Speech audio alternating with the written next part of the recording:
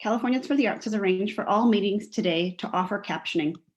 If you would like to turn that feature off at the bottom right-hand side of your Zoom screen provides you that option. Today's programs will be recorded for future viewing and availability. I want to direct everyone to the chat box located at the bottom of your Zoom screen. During this webinar, this is going to be the best way to communicate with your fellow participants as well as panelists. Please go ahead and test it out. Introduce your name, your pronouns if you wish, the indigenous land you are zooming in from, your affiliations with the arts community, and one word that really describes what you hope to take away from our session today. Jadalis is going to go ahead and check that out. I have muted all attendees for now and will ask that you proactively unmute yourself during the Q&A time when requested. Just like in-person meetings, Californians for the Arts expects that all attendees represent themselves and treat all co-attendees with mutual respect. We desire a convening where individuals feel safe as well as understood. As you participate today in the convening, please be thoughtful by choosing inclusive language and remembering to give people the benefit of the doubt and assuming good intentions by participants and speakers alike. Californians for the Arts also recognizes that radical change is required to address the centuries of racial, economic, social, and cultural injustice in our state and in our country. As the only comprehensive multidisciplinary organization focused on advancing and building public awareness of the value and impact of arts, culture, and creativity in California, we acknowledge the necessity of conducting ourselves with attention to these histories and their ongoing impacts. During the program today, the chat box will remain open during the entire session. At this time, I want to go ahead and introduce Leticia Ray Buckley and Jadalissa Rivera, your moderators for the session today.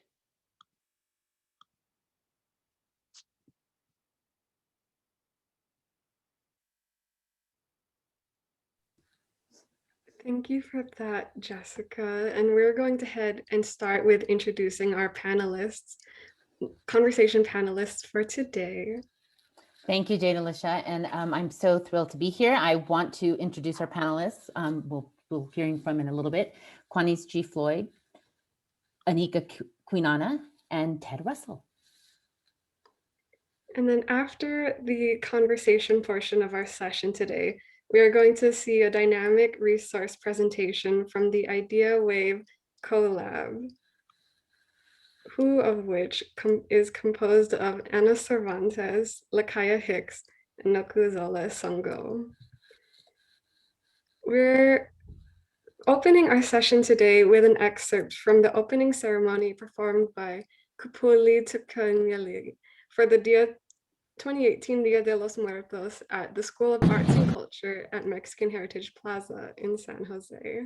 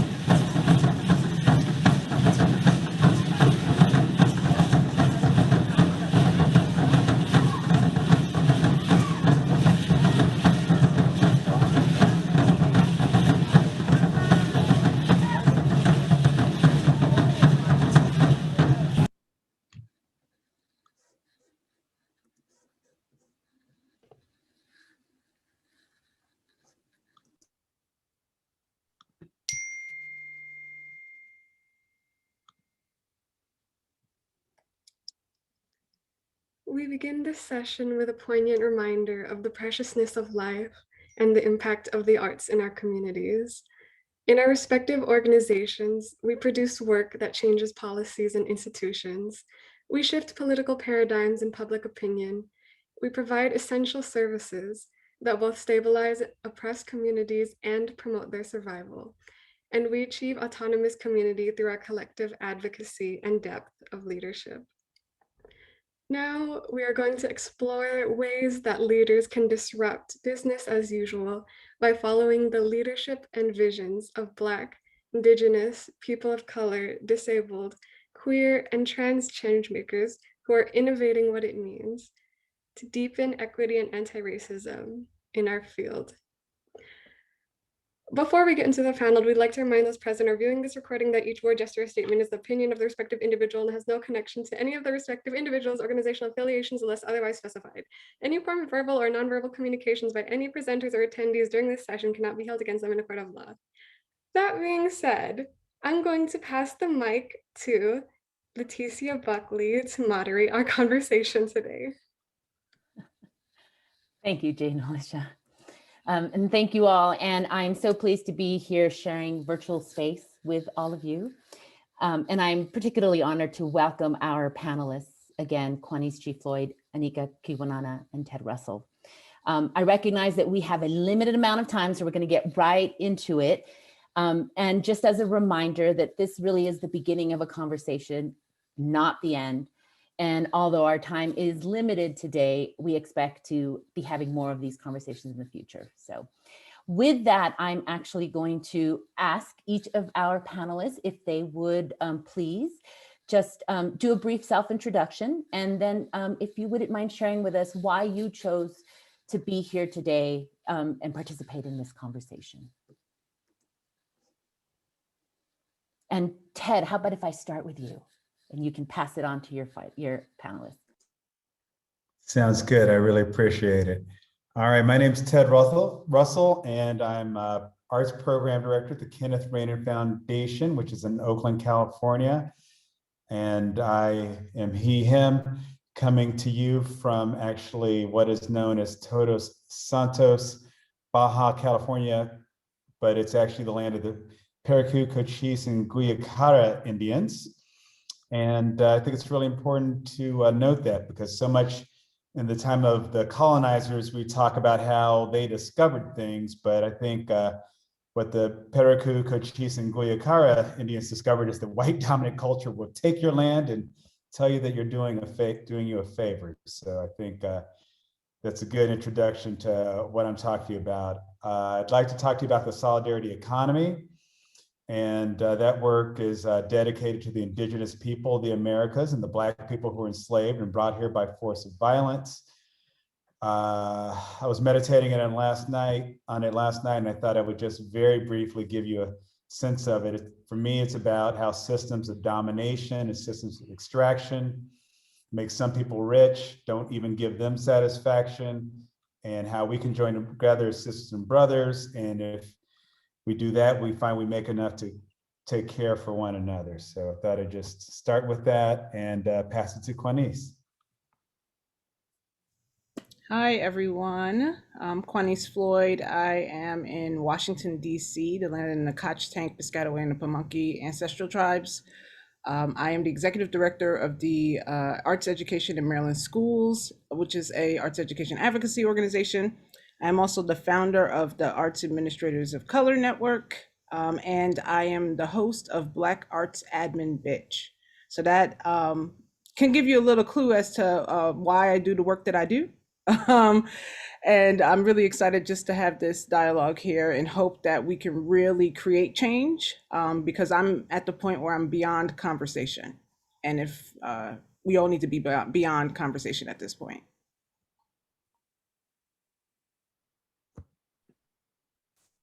All right, greetings everyone. Thank you, Ted and Quanice, for your introductions. My name is Anika Kiwanana. I am currently the Director of Social Responsibility and Inclusion at WestStaff. However, I am in a remote position, and so I bring you greetings from Arlington, Virginia, which is the land of the Nacotch tank. And I'm thrilled to be here with everyone. I am also, just a couple of other hats I'll share.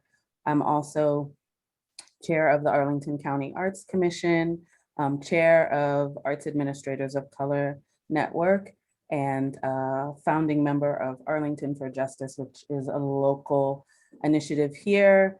We focus on supporting Black and Brown lives against police violence, pretty much.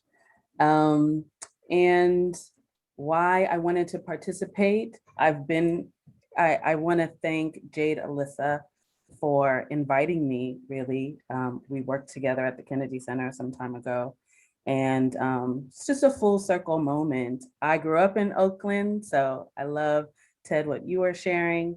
And so though I'm remote at the moment, I hope this is a good opportunity for Californians and others in the West and others around to welcome me back.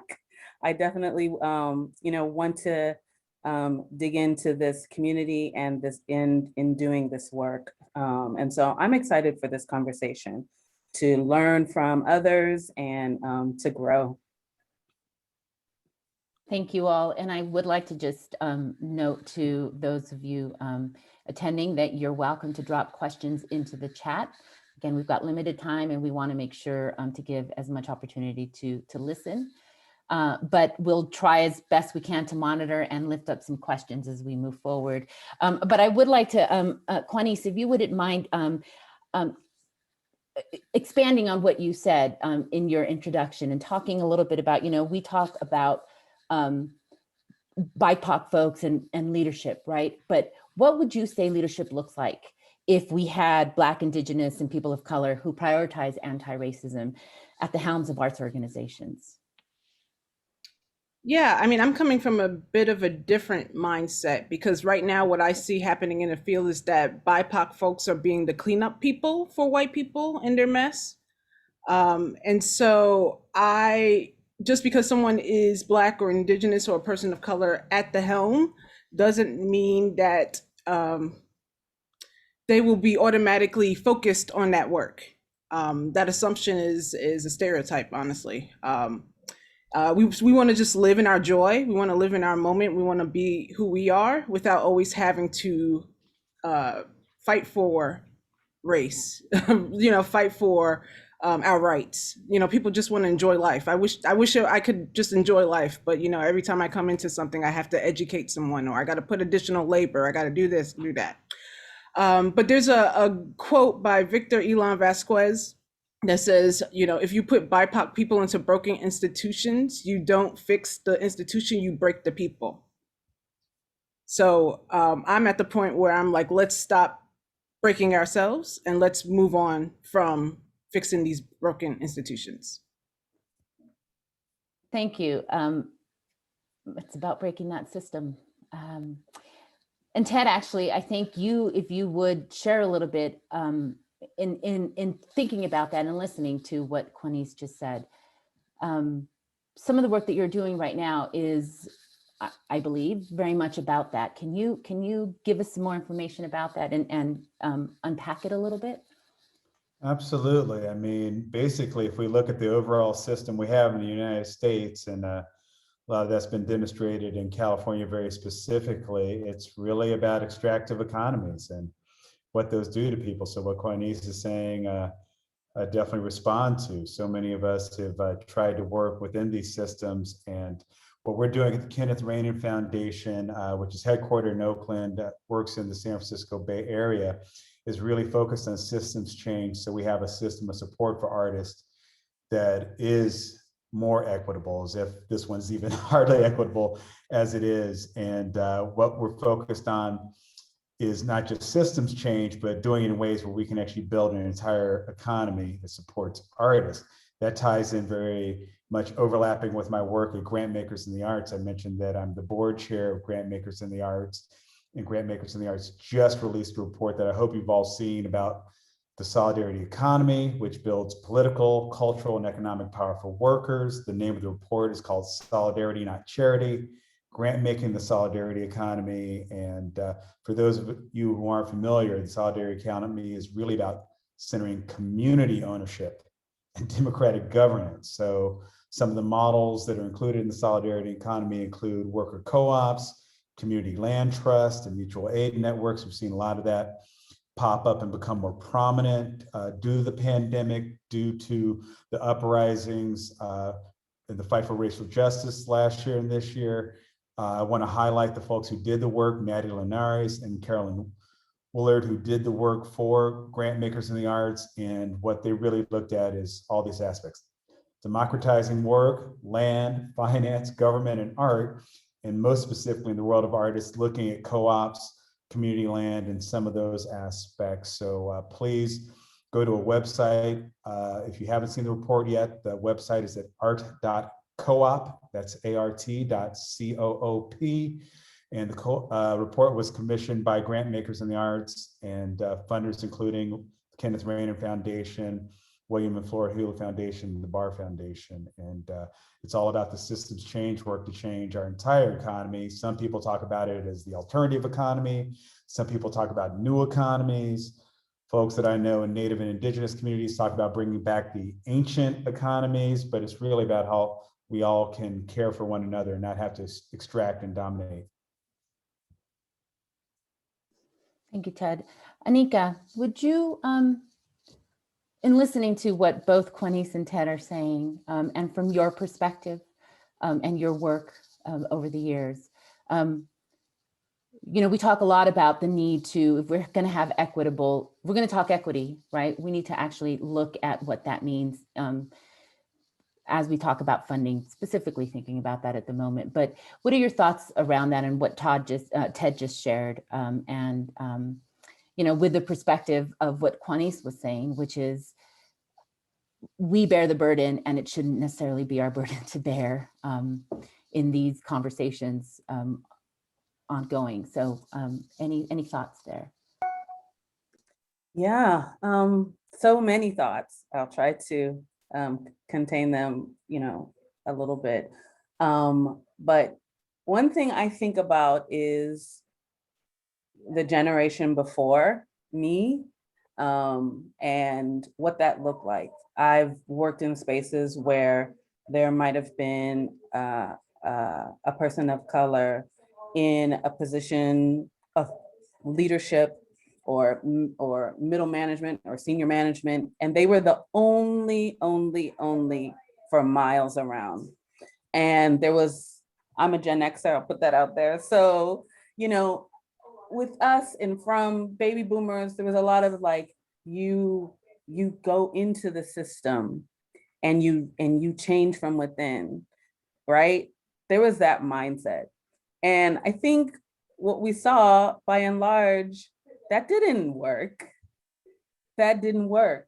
And then as time has gone on, and you know, this notion like of becoming the system and being able to influence, I think folks found that they had to compromise so much in that process where they lost themselves. Flashing forward, there's more of us, as Quanice intimated, there's this, okay, I'll just put a person of color here and they'll bear the burden and help us figure it out and fix us. And I think what we, and that's a burden for sure that we're not here to bear. I think that we as leaders of color, when we take on these positions, we have to look at those who've hired us and say, I hope that you know what you're in for. You think that you made this choice for your reasons, but there's going to be some other, you know, results of this choice. And they're going to cause discomfort. I'm not even going to say they may cause discomfort. They're going to cause discomfort. Now, here we are, right? And one thing that honestly attracted me to WestAF was this Leaders of Color network that has been going since 2010. That's a long time to be in this work. And so that really resonated with me because I thought, well, here are 100+ leaders. And of course, arts administrators of color, you know, we have a similar outlook, but here's 100+ leaders of color who are positioned, one, as, a group that has support, has a network, and has an opportunity towards collective action, which I think gets to some of Ted's thinking. I think, our session here today is called Speaking Truth to Power. I think there's a space for being truth in power, but we have to know that we can't do it alone. The moment that we are doing it alone, and that's, what our predecessors did, who were often alone in those spaces, is when your health, your well-being, all of the things go out of the window. And that has to stop. Like, we have to know that we're not alone and lean on and lean into others, right? Who can support us. And so I'm looking for, I'll put myself out there, I'm looking for that collective too. I know that I can't do this work alone. Thank you. I'm a Latina, white passing. I recognize that. And the ongoing challenges of, being in an institution and feeling the responsibility, but also recognizing that the tension, right? How do we deal with, what are some things in your experiences, if you can share, as we look to all of our folks who are joining us here today, who are potentially struggling with the same sort of challenges, right? It's hard to have to bear the burden, but there's also the ongoing tension of it between our personal and our professional, and making change, moving change. Any thoughts about that from any of you? I look to all three of you to share insight or experiences. It's, as you can hear it from my voice, I'm 50 years old, and I continue, it's an ongoing thing that in every space we walk into, we have to assess regardless. And so I just, any insight at all to share with all of us. Mm-hmm. I have it. I definitely want to hear from my sisters on this. I can be concise because of my years of experience here in various spaces, and you definitely need your network. You need to communicate. We have to be smarter. We have to have better teamwork. When you're alone in those spaces, you have to reach to your people outside, and they have to be ready to be on the horn. I've got colleagues I see on the video here who reach out to me. I reach out to them when it's going down. And even in being in a cultural institution that actually had 50% people of color, there would be these moments that would go down because it was still in the white dominant culture, and the weird things would happen. And sometimes for very important meetings, we'd have to strategize in advance. You take this topic, I'll take this one, because you can't be that sandpaper person, right? You can't be the one person who's always bringing it up, because if you are, then you have to be even triple strategic just to stay within the institution, not get rejected. So a lot of it is really about being strategic, but it's also about learning from people, trying new approach, listening to old heads about old approaches, and just being as smart as you can. So I can be very concise. I'll also say that people start getting into these systems and it's challenging. So people start, we all know about code switching, but I think a deep thing that happens for people who've worked their way up in institutions, and whether it's by their education, the paper they've gotten, the accolades they've received, et cetera. But sometimes we start doing value switching. We start forgetting the things that we value in our own communities as we go out to work in other communities. So I think it's a really deep environment, and you need, really, more than anything, you need a really smart network, and you need to be twice as strategic as some people who can just blurt out whatever, blah, blah, blah.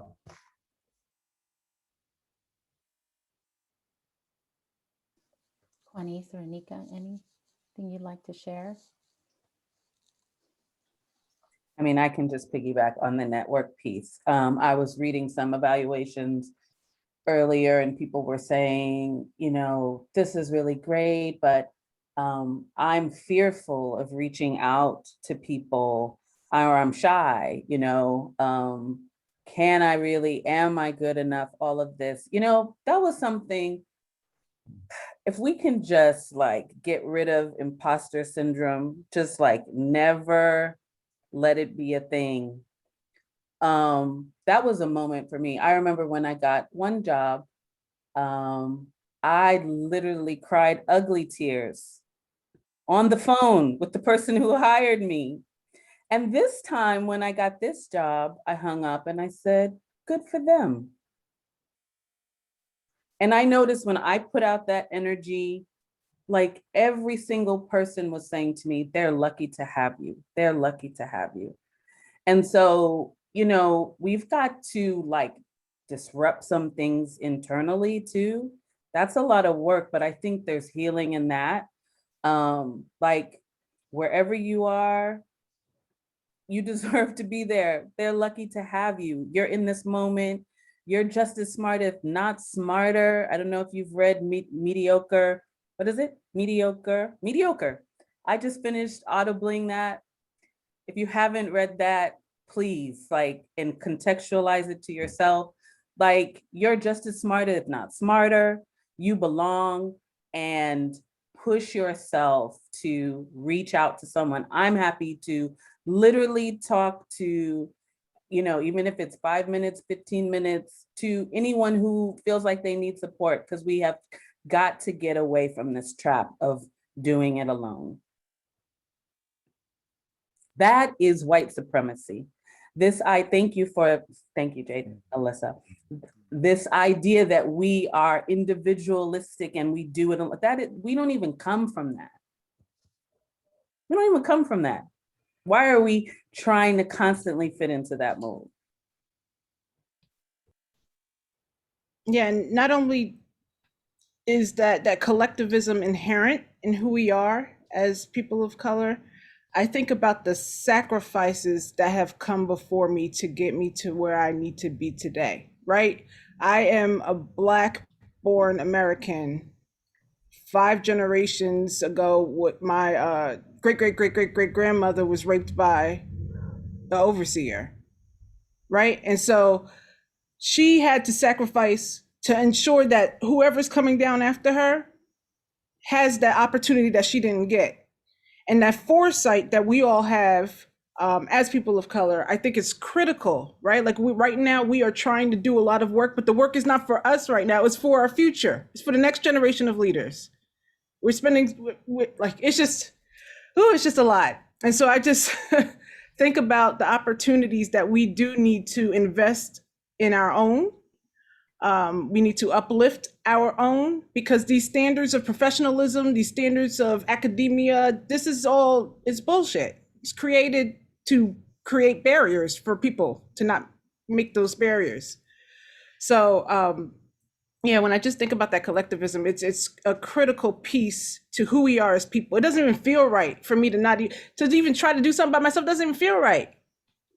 Like intuitionally, it doesn't feel right. I don't even know if intuitionally is a word, but it doesn't feel right in my spirit and my soul.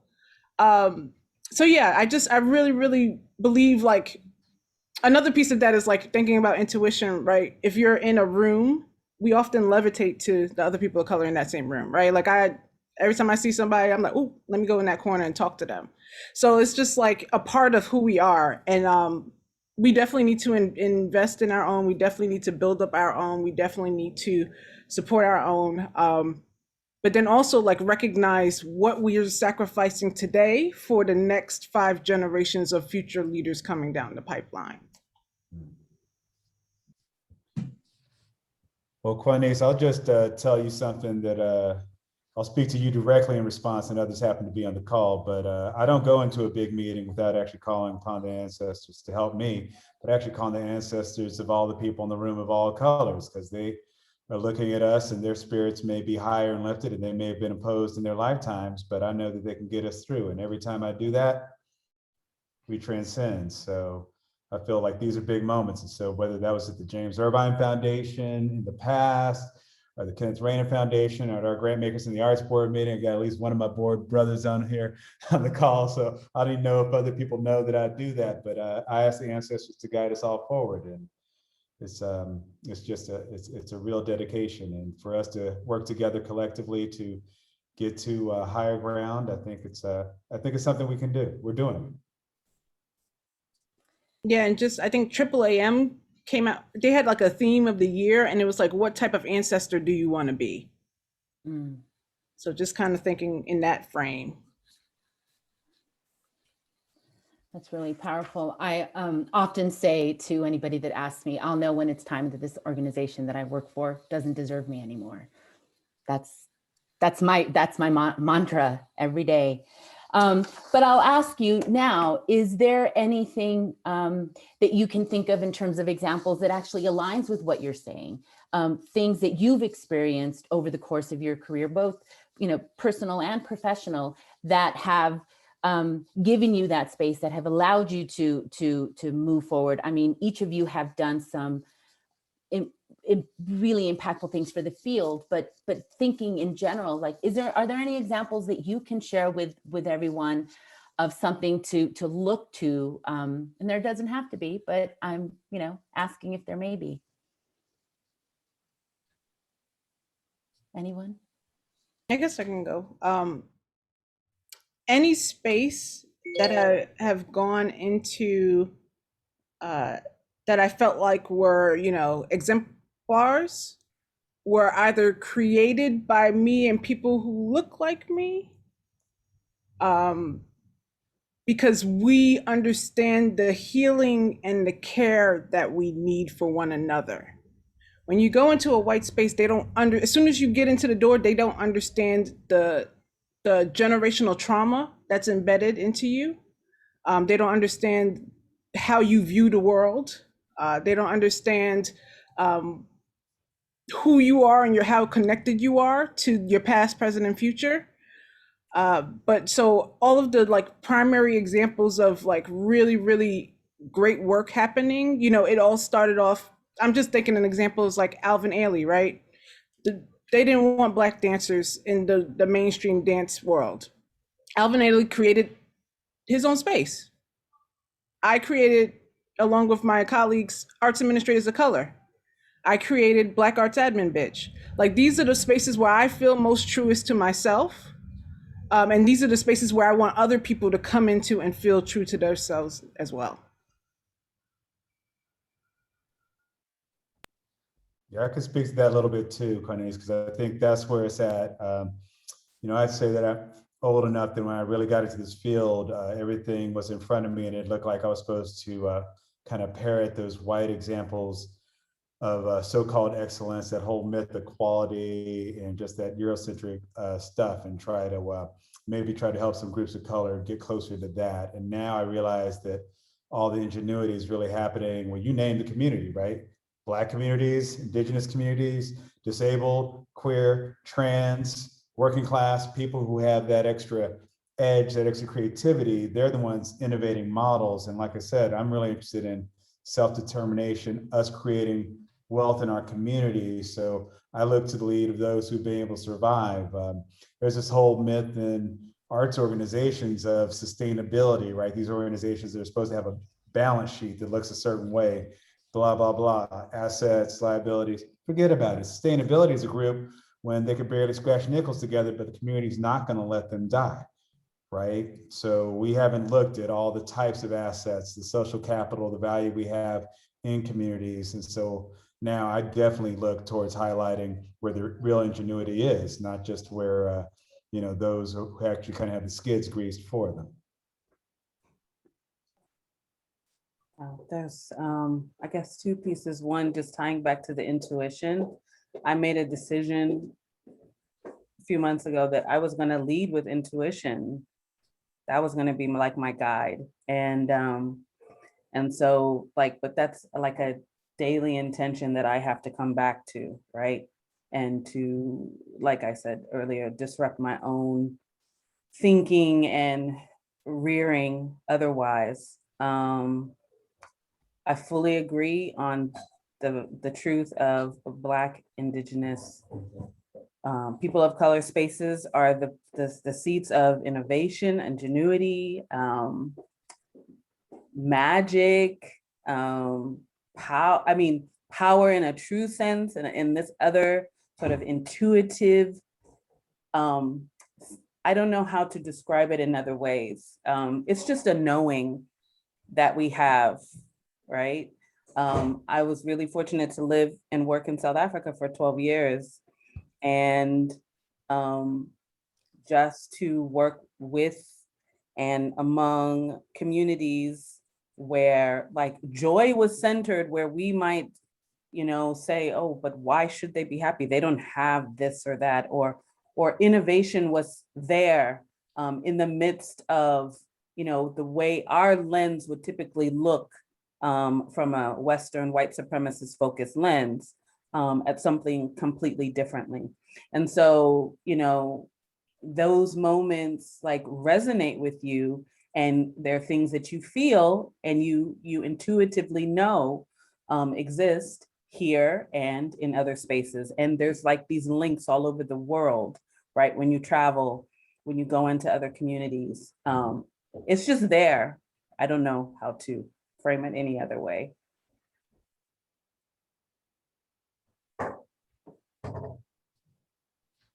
You mentioned that, what kind of an ancestor do you want to be? I'd not ever heard it in those ways. And so thank you for offering that, because it definitely shifts for me as I think about the work that I do. What would you, for those of us who are, thinking about it in this terms for the first time, I can only speak for myself. What, any insight or advice or thoughts about what that actually means, how that's manifested for you, how that could potentially manifest for someone else? And we have 4 minutes, so I want to make sure that we, this is the worst kind of thing when we're trying to get it all in. But so I ask that, and that's to any one of you that might want to answer that question. But thinking about all of us here that are sharing in this community now, thinking about ourselves as what kind of ancestor we want to be. What insight could you offer to as we walk in those shoes? I'll just quickly offer before handing over to the others. My wife and I decided that we would have, once we made a decision to celebrate Kwanzaa consistently, and we decided to start an ancestor wall. So I'm looking at my grandmother as I talk to you all across the room in our dining room, and her grandfather, and my dad's godmother, who lived to 102 and passed away last year. I start with the ancestors that I know. That's where I start. And I think about their lives and their wisdom and the words that they said. I was a part of the Art Equity Leadership cohort recently, and we had to, at some point, like share quotes, from our ancestors, things that were always said. And just, think, those with, particularly when you're a child, maybe some of those things that our grandparents, our ancestors said all the time that went in one ear and out the other, but now how they come back and you realize the wisdom of it. So some of it is just, for me, whether it's lighting a candle or my incense or whatever, and just reflecting on that knowledge that was shared. And my wife will spend hours speaking to our children and dropping knowledge on them, because her grandfather did that, literally would spend hours and hours dropping knowledge. So now as adults, maybe we can think about some of that knowledge that was shared with us. We weren't ready to hear it then, but those seeds were sown, and now we can see them as wisdom. Yeah, I'll quickly respond, because that was really elevated. I love that vision.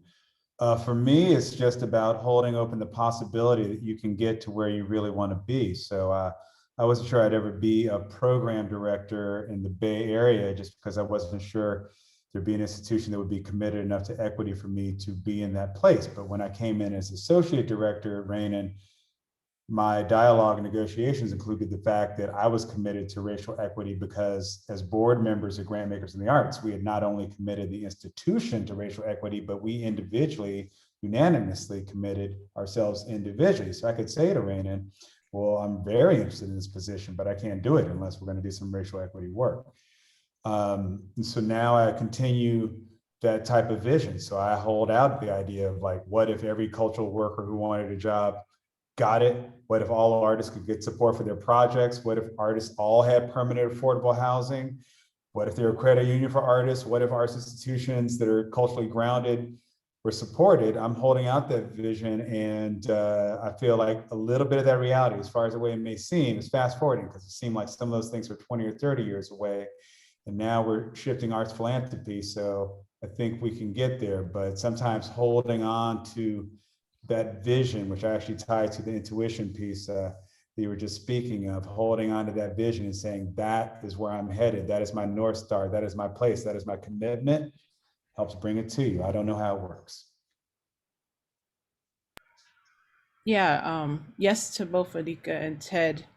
I have so many thoughts right now, but one of the thoughts in my head is basically being true to who you are and what you do, right? Like, what is that North Star? What are your core values, and how are you continuing to be true to yourself? I saw something in the chat box that talks about grace and compassion, or should we not? Do what you need to do. If you decide you don't want to give grace and compassion, then don't give it, right? Like, figure out what you want and your truth, and then walk in that purpose, walk in that truth, be in that truth. If other people can't deal with it, that's not your problem, that's their problem. And with my podcast, I actually had a few conversations last week. One specifically, told me that my podcast was racist. We don't want to get too deep into the whole things of, when you think of racism, it's an ism, it's ideologies around racist, stuff like that. We're not getting into the technical things around it. But, there's people who respond in that way. And what I simply said to her, to the woman who told me that, was, that is my truth, and you can't stop me from speaking my truth. You will never stop me from speaking my truth, ever. I will not allow you to. And then she was like, well, it's inappropriate. You don't tell me what's inappropriate for my content and my work.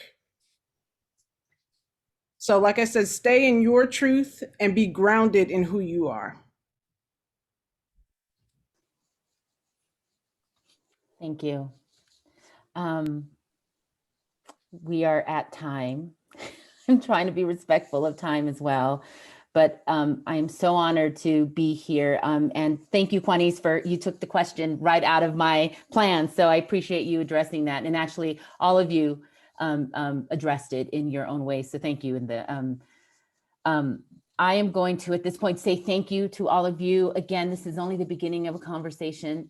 Our plan at CFTA is to continue these conversations. So expect more. As we continue, go listen to Quanice's podcast and go follow, go read the report that Ted mentioned, and let's continue supporting each other. And I will say, and I think I can speak for all of us, although that's probably not the best thing to do, but I can speak for myself. I'm always happy to have conversations and be of support to anyone that is moving through these spaces that we all move through every day. So on that, I'm going to turn it over to Jade Alicia. Say thank you to Ted, Quanice, and Anika. Again, thank you all so much for the wisdom, leadership, and trust today. And if I may plug one more thing, Anika is obviously new to her role at WestApp, but she's going to be doing wonderful learning experiences, and I'm hopeful that CFTA will continue these conversations as well. So continued opportunities for learning, engaging, and networking. That being said, before I pass it over to the wonderful, beautiful, and splendid Idea Wave collab, I want to take a moment to ground us in some data that tells us some things that we already know about the conditions of our Black, Indigenous, and people of color siblings. Californians for the Arts conducted 2 online surveys of creative sector workers as well as businesses and nonprofit organizations, where the data confirmed what we already know. Organizations that have a primary mission to serve the BIPOC community reported disproportionate access to CARES Act funding that those reported having a different primary mission. It is unclear why organizations were denied funding or why did they not apply. Comparing across all racial and ethnic identities, the disproportionate impact is clear. 100% of those who identified as Black or African American indicated a loss of income, while an average of 12% of all other ethnic groups identified a similar loss. Of those who indicated the need for mortgage or rent relief for their place of residence with either employment status, 29% identified as white compared to 49% who identified as part of the BIPOC community. Injustice is on the doorstep. Taking what we've learned today and applying it to your individual positionality in the field, it is my privilege to introduce our presenters from the Idea Wave Collab who are gracing us with their community wisdom, resources, and facilitation.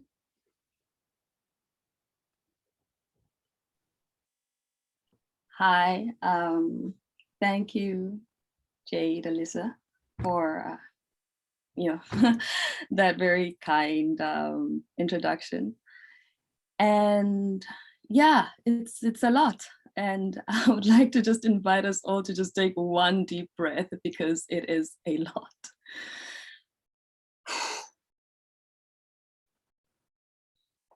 And I'd like to honor the panel and the conversation that has just happened, and by grounding it in an international context, so today South Africa is celebrating Freedom Day.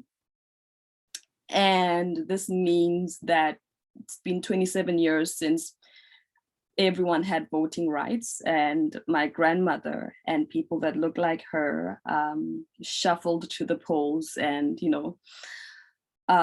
claimed their freedom. And I think as a reflection, like on the themes of legacy that we've heard today, on the themes of ancestors, on the themes of our participation within that fight for freedom and what our freedom looks like, which is different from what freedom looked like for people like my grandmother. I think about how the new government, which is predominantly Black, still occupies buildings that were, utilized by colonial rulers and apartheid rulers. And so the idea of, which was brought up in this conversation, of maybe going in to try change the system rather than radically really embodying what is required for healing within a particular space, is such an interesting and important conversation to be having today. Because while the generation of Nelson Mandela did their bit, it's our generation now. And so, yes, what ancestors are we going to be, and what is our legacy going to be? And so just really reflecting on that thought right now, and the global experience of othering, even within Africa, and the othering of non-white bodies is a deep reality that we all need to really grapple with. And having said that, I would just like to invite us really quickly to just snap your fingers, feel your hands, shake, shake, shake, shake, shake, okay. And yeah, feel your body, be in it, be present.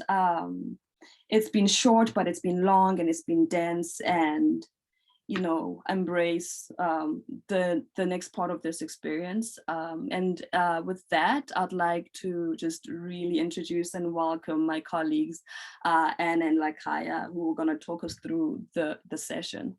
And I hope you enjoy. Thank you so much, Zola. Thank you so much for that. Yes, thank you all for joining us and being here with us all. This is a hugely important conversation that needs to be had. So we're all an important piece in seeing lasting change. And without further ado, we are Idea Wave Collab. Idea Wave stands for idea, inclusion, diversity, equity, and anti-racism. So I'd like to share my screen with you all. Oh, there we go. Can we take it back just one more slide, please?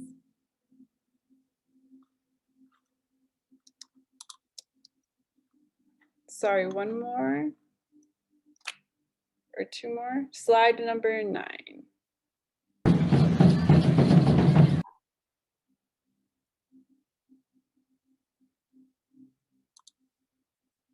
There we go. Yes. Thank you. Just briefly to begin, our vision is to create lasting change within in our culture. We envision a culture where historically excluded voices are centered and supported as we shift the current towards an equitable future. Our project began a year ago. Idea Wave began a year ago. It has been in development since then, and we now look forward to capacity building in this stage. Our capacity building includes established mentors and collaborators from the arts, culture, and social justice fields to workshop the tools. Now, Idea Wave is composed of 3 tools. We have a rubric, we have a statement of action, and we have a resource library, and they all inform each other. What you are seeing now is the abridged version of our rubric because it is very dense at the moment.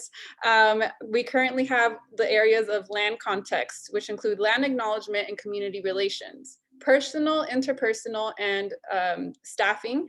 That covers staffing resources and internal capacity development, inclusive representation and recruitment, communication and culture, as well as programming, cultural inclusive programming, and equitable access and outcomes, institutional structural governance, covering common definitions, institutional mission and vision, governance, policy and practices, strategic planning, and lastly, systemic change, direct external impact, and policy impact. Now, these are all categories within the rubric, and right now it is in the form of a rubric that goes from, as you will see, from various categories that we see more as not something that brings shame or judgment, but is more of a path. This is a path where organizations, individuals, institutions, and businesses can align themselves as to where they are and use this tool to bring them into advancement through IDEA. We see this living in a website, in a very interactive space that can be accessible to everyone, and it will continue to be a malleable, porous working document and tool as we get more information and information changes and advances. So we can move on to the next slide where we will see our rubric as it is now. So as we see, it goes from beginning to exemplary. And that is just the wording that we have right now at this very moment at the stage of our current prototype. And we're still developing it through the summer, and we'll begin capacity building in the winter. That is our current goal. So this is the land, just to give you all an example of what it looks like right now. Each category has its definitions where we encourage conversations, and this is also supported by the resource library and the statement of action. So if any questions may arise, and even within ourselves as we're workshopping this, we're very, very much aware of the things that come up within ourselves as we address these things, and also make sure that our tool is as best use for community building and for lasting change. So as we move on to the next slide, we will see this is land context, our first category, personal, interpersonal, and staffing. And as we see, each section goes on, and it is very, very developed and robust. Next slide, please. Programming. Culturally inclusive programming, equitable access and outcomes. We want to make sure that our leadership reflects the community that it is serving. And I think at this time, wait, we have one more slide. Yes, institutional, structural, and governance. So each of this is a very, it is very parsed out. It is very robust, as we're saying at the moment, and we will make this accessible in a much more friendly way once it is ready to go. We do have some polls that we'd like for you all to participate with, and I will pass that on to my colleague, Lakaya. All right, peace family. Thanks for having us. I know that was a lot with like quick, rundown of a very substantive rubric. So we want to actually go back to the slides to have those up, just to invite everyone here an opportunity for self-reflection. So we'll go back to the land and context slide. So this is the first section of the rubric, as Anna shared. And we want to launch the first poll for the land context section, and just invite us to do a bit of self-reflection. And so just thinking about where would you place yourself and or your organization in terms of where you are in your advocacy journey in this work. There's no right or wrong. This is completely anonymous. So it's just a moment to reflect, to assess where we are as we are imagining where we want to go and how we want to grow from here. So it should be a pop-up screen for land context. This is where are you / your organization in your land context advocacy. So looking at the slide that's currently up, the first section is beginning, developing, follows, and accomplished, and exemplary. And we're also, welcoming, feedback on the rubric, and have gotten a lot of feedback from collaborators who attended our December convening. So yeah, things are, it's a living document that is growing quite a bit. So here are the results of that poll. We have 63% of us who marked beginning, and 28 for developing, 6 for accomplished, and 3 for exemplary. Sometimes it's good to have the sharing of the poll results so you can see that resonance. We're not alone, and we are where we are, and it's important for us to acknowledge where we are as we imagine new ways forward. So we'll move to the next section. And Anna, feel free to jump in here if you want to like highlight anything within each of the sections. This is the same question, just in regard to personal interpersonal staffing advocacy. So where would you place yourself in your organization in terms of this advocacy? Again, no right or wrong. And we know there's a lot on the screen there. But in short, personal to personal staffing relates to ensuring that there is equity in the workplace as far as staffing goes, that staffing is a direct representation of the goals and the mission and community to be served.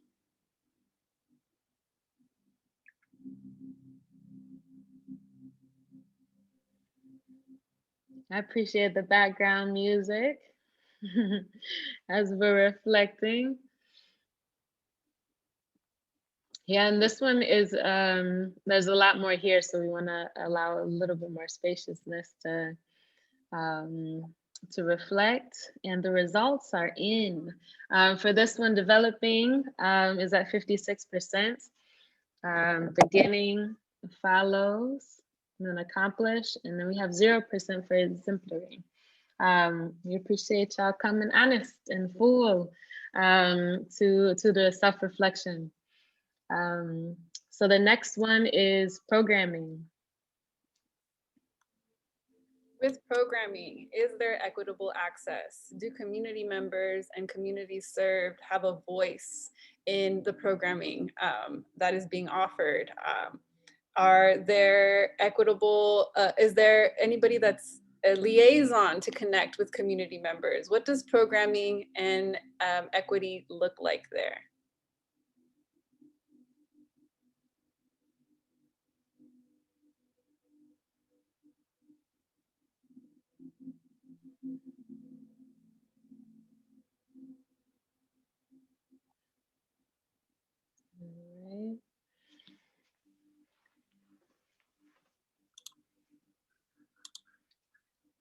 Before we go to the next one, we want to share the results for that last section. Okay, here we are.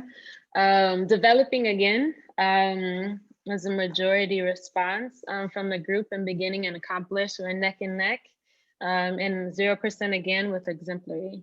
And even, just thinking about the exemplary, sections for the rubric, there's always spaciousness to grow, deeper, and more expansive. So even exemplary is not saying, we figured it out. I don't think anyone is imagining perfection to be, realistic or reachable. And still, we must be clear about our vision, our North Star, and being the vision for freedom in the here and now, because the now is the only way to a new now, to the future. So thank y'all for being present with us. We'll move to the next one, institutional, structural, and governance. Anna, you wanna guide us through? Yes, thank you, Lakaya. There's a few categories in this one, and they're all key. Each category is key and aids the hand of the other. So with this one, we have, are we being very clear and direct with our language? Does the organization communicate equity and stand for inclusion? Actively shares with their stakeholders and partners that this is what we stand for and encourages that. Demonstrates effective new ways, modeling new ways of systems that are inclusive, that are anti-racist, that takes measures, that policies actively reflect this and protect their staffing and their community. Developing, as I said, new systems and checking in with different strategic planning methods that are more in line with equity, diversity, inclusion, and anti-racism.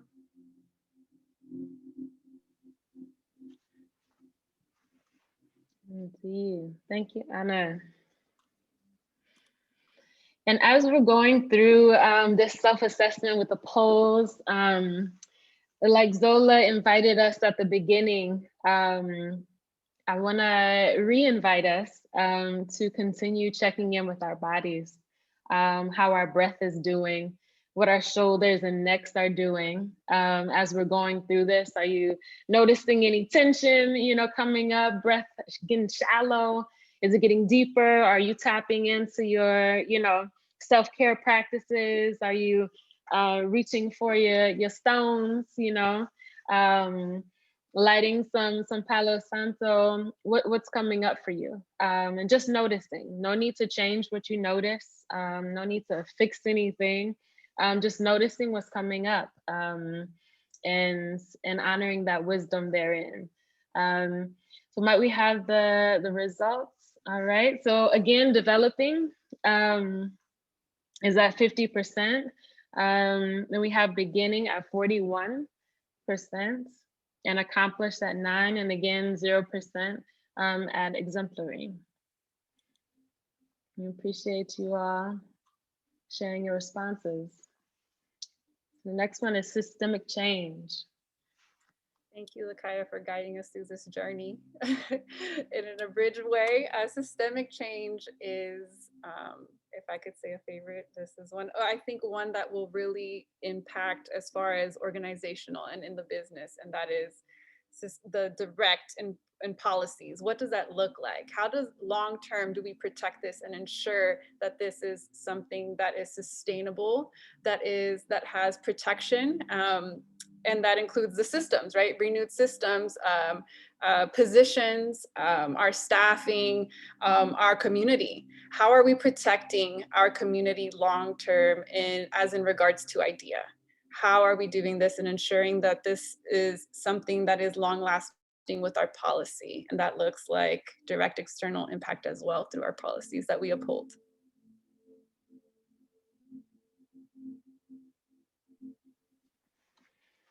Thank you, Anna. And here are the poll results for the last section of the rubric.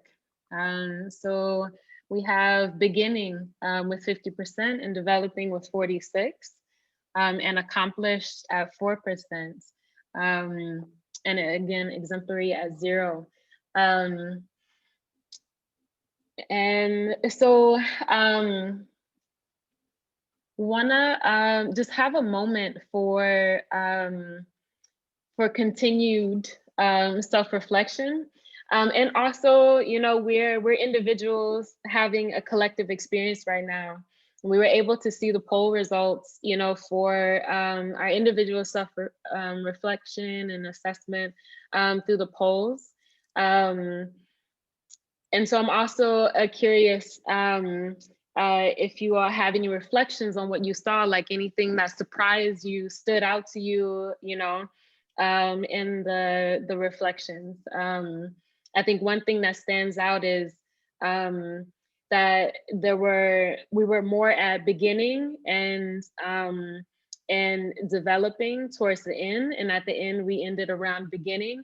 And so thinking about that, like systemic change, you know, like reimagining, transforming, you know, structures and policies and, you know, institutions at large, that feeling like an area for growth and more skills building and collaboration. So that's one thing that I was noticing. If you all want to drop anything in the chat box about what you noticed, feel free to do that so we can be in conversation that way.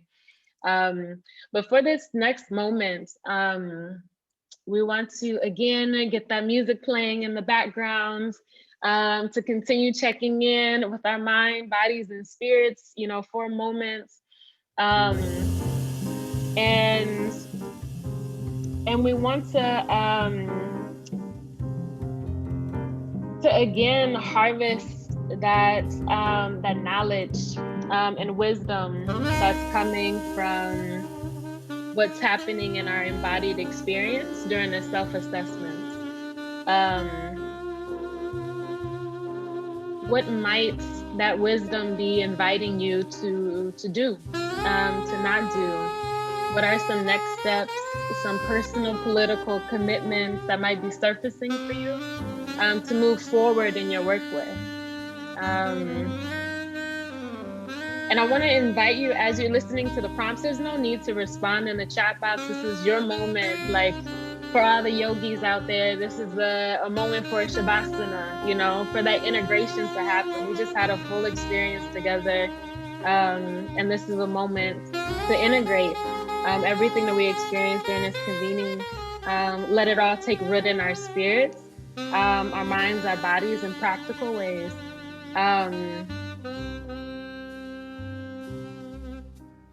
So I want us to not just listen to these questions in our mind and from our mind, but drop into our heart space, our spirit, our body.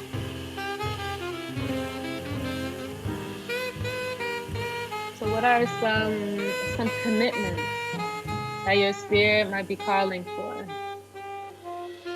Considering your unique positionality in the world and your work, how might you support transformations from systemic oppression on all of the levels that the rubric engages, and that we urgently need and want change, sustainable transformation, ways of responding to harm that don't cause more harm,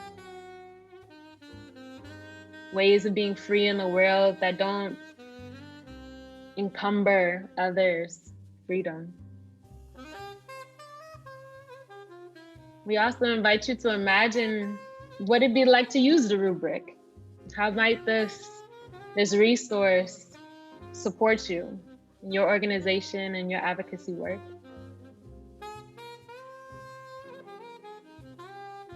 And if you would like to join the Ideal Wave Collab team of collaborators to continue growing this work, feel free to email us. We can put that in the chat, the email address, or if you have any ideas or thoughts in terms of feedback on the rubric itself, you can feel free to share that as well. I'll drop that in the chat box now. So we'll just take a couple minutes to be with the music, the jazz, the improvisation of life, and let it all marinate a bit before Zola invites us to a closing ritual.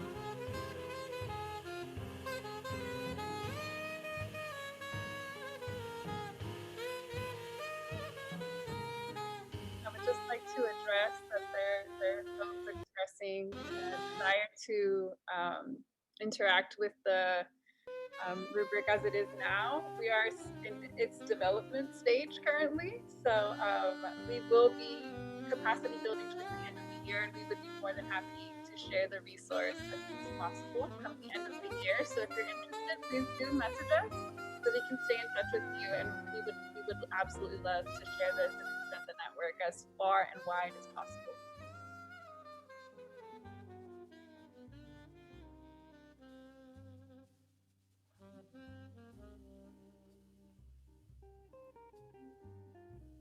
Thank you all so much. Thank you, Take it away, Zoe. Becca and Anna.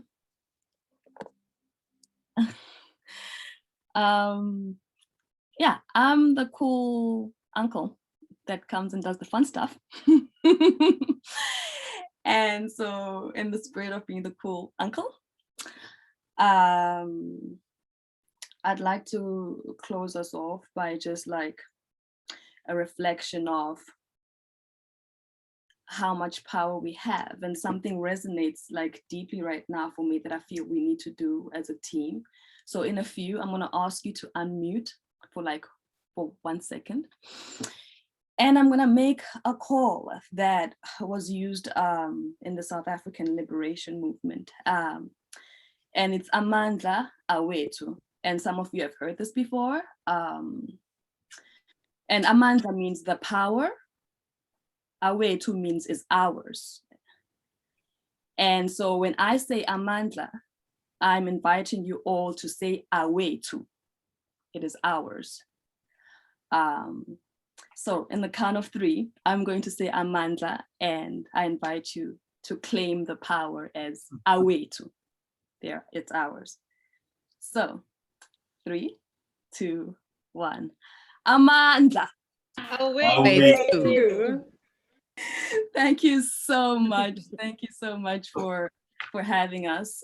Again, thank you, Anna and Lakaya, for this presentation. And back to Jade.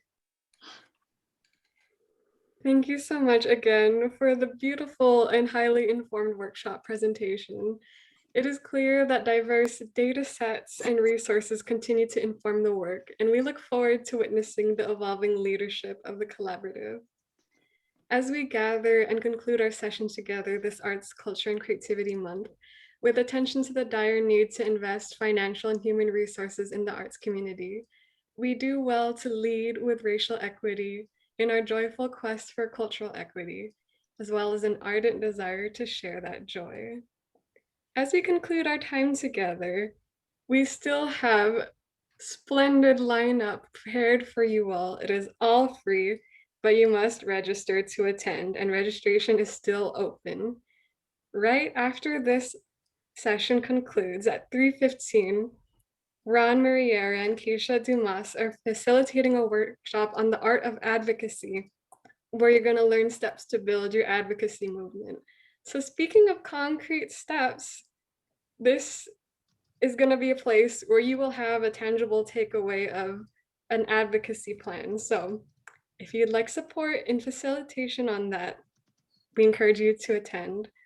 And we're going to conclude our beautiful and splendid day together with a keynote and performance. So exciting. Hope to see you all there. And with that, so much love. Thank you all for being present today.